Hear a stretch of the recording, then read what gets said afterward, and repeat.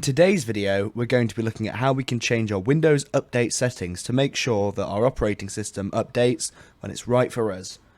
All we need to do is search Windows Update. It will usually come up if you just search Windows and press Enter or select it with your mouse. And from here, we can see when our system was last checked for an update.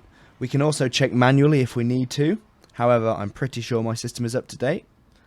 And from here also, we can choose how long we want to pause our updates for. So if we're working on an important project for 7 days, this will mean for the next week we won't get any more updates for Windows 10, so we won't have to worry about losing our work.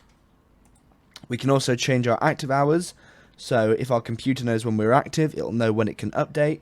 Make sure this is set to the times that you are working and then some, because if you're working a bit over, you don't want to update when you're finishing that last bit of extra work. You can also see your update history of previous Windows 10 updates, and also some more advanced options about notifications and how you're going to get notified about the Windows update. Thanks for watching.